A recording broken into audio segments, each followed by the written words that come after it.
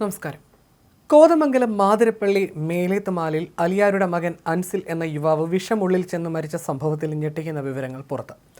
പാറശാലയിൽ കാമുകി വിഷം നൽകി കൊലപ്പെടുത്തിയ ഷാരോൺ കേസുമായി ഏറെ സാമ്യമുണ്ട് ഈ കേസിന്. അൻസിലിന്റെ പെൺസുഹൃത്ത് ചേലാട് സ്വദേശിനി അദീന പാരക്വിറ്റ് എന്ന കീടനാശിനിയാണ് അൻസിലിന് നൽകിയതെന്നാണ് പോലീസ് പറയുന്നത്. ചേലാടുള്ള ഒരു കടയിൽ നിന്നാണ് യുവതി ഈ കളനാശിനി വാങ്ങിയതെന്നും വിവരം ലഭിച്ചിട്ടുണ്ട്. എന്നാൽ പാരക്വിറ്റ് എന്തിൽ കലക്കിയാണ് അൻസിലിന് നൽകിയതെന്ന കാര്യത്തിൽ വ്യക്തത വന്നിട്ടില്ല. അദീനയുടെ അറസ്റ്റ് നിലവിൽ രേഖപ്പെടുത്തിയിട്ടില്ല. ഇതുടൻ രേഖപ്പെടുത്തുമെന്നാണ് വിവരം.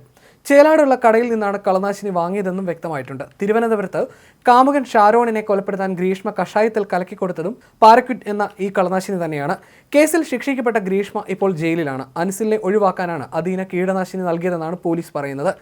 ഇതേ രീതി തന്നെയായിരുന്നു ഗ്രീഷ്മയെ നടപ്പാക്കിയത്. ഷാരോണിനെ ഒഴിവാക്കുന്നതിന് വേണ്ടിയായിരുന്നു കാമുകന് വിഷം കൊടുത്തത്. നേരത്തെ അൻസിൽ ഉൾപ്പെടെ ചില യുവാക്കളുമായി ബന്ധമുള്ള അദീനയ്ക്ക് ഇപ്പോൾ മറ്റൊരു യുവാവുമായി അടുപ്പമുണ്ട്. ഇപ്പോൾ ജയിലിൽ കഴിയുന്ന ഇയാൾ ഉടൻ പുറത്തിറങ്ങുകയും ചെയ്യും. അതിനു മുൻപ് അൻസിലിനെ ഒഴിവാക്കാനായിരുന്നു വിഷം നൽകി കൊലപ്പെടുത്തിയത്.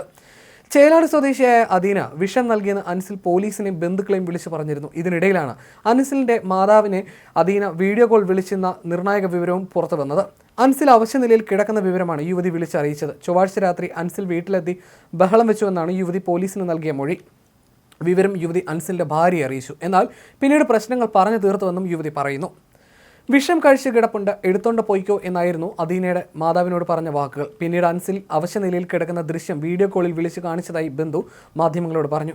അൻസിലിന്റെ ഉമ്മയുടെ സഹോദരന്റെ മകൻ യുവതിയുടെ വീട്ടിലേക്ക് എത്തിയപ്പോഴാണ് യുവാവിനെ അവശനിലയിൽ കാണുന്നത്.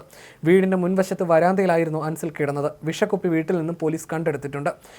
ചൊവ്വാഴ്ച വൈകിട്ടാണ് അൻസിൽ യുവതിയുടെ വീട്ടിലെത്തിയത്. ബുധനാഴ്ച പുലർച്ചെ അൻസിൽ ഈ വീട്ടിൽ നിന്ന് ഇറങ്ങുകയും ചെയ്തു. ഈ സമയത്തിനുള്ളിലാണ് അൻസിലിന് കീടനാശിനി നൽകിയതെന്നാണ് വിവരം. വീട്ടിൽ നിന്നിറങ്ങിയ അൻസിൽ നടക്കുന്നതിനിടെ അവശനിലയിലാകുകയും വീട്ടിലും പോലീസിലും വിവരം അറിയിക്കുകയുമായിരുന്നു. അൻസിലിന്റെ ബന്ധുവും പോലീസും സ്ഥലത്തെത്തിയാണ് ഇയാളെ കൊച്ചിയിലെ സ്വകാര്യ ആശുപത്രിയിൽ എത്തിച്ചത്. യുവതിക്ക് മറ്റുള്ളവരുമായിട്ടുള്ള സൗഹൃദം അൻസിൽ ഇഷ്ടമായിരുന്നില്ല. തന്നെ ഒഴിവാക്കുകയാണെന്ന അൻസിലിന്റെ തോന്നലും പ്രശ്നങ്ങൾക്ക് കാരണമായി. വിവാഹിതനും 2 കുട്ടികളുടെ പിതാവുമായ അൻസിലിന് യുവതിയുമായി സാമ്പത്തിക ഇടപാടും ഉണ്ടായിരുന്നു. കൂടാതെ ഇയാൾക്ക് ക്രിമിനൽ പശ്ചാത്തലവുമുണ്ട്. ഒറ്റപ്പെട്ട സ്ഥലത്തെ വീട്ടിൽ ഒറ്റയ്ക്കാണ് അദീന താമസിക്കുന്നത്. അയൽവക്കക്കാരുമായി അടുപ്പവും ഉണ്ടായിരുന്നില്ല. ഇവിടേക്കാണ് അൻസിൽ പതിവായി എത്താറുണ്ടായിരുന്നത്. ഇക്കഴിഞ്ഞ 30-ന് വീട്ടിലേക്ക് വിളിച്ചു വരുത്തിയ ശേഷം വിഷം നൽകിയായിരുന്നു യുവതി. അൻസിൽ ഒരിക്കൽ വീട്ടിലെത്തി അദീനയ്ക്ക് നേരെ തോക്ക് ചൂണ്ടി ഭീഷണിപ്പെടുത്തിയിരുന്നുവെന്ന സ്ഥിരീകരിക്കാത്ത റിപ്പോർട്ടും ഇതിനിടയിൽ പുറത്തു വരുന്നുണ്ട്. അദീനയുടെ വീട്ടിൽ നടത്തിയ പരിശോധനയിലാണ് കീടനാശിനി കണ്ടെത്തിയത്. അവശനിലയിൽ രാജഗിരി ആശുപത്രിയിൽ ചികിത്സയിലിരിക്കെ ഇന്നലെ വൈകിട്ടോടെയാണ് അൻസിൽ മരിക്കുന്നത്.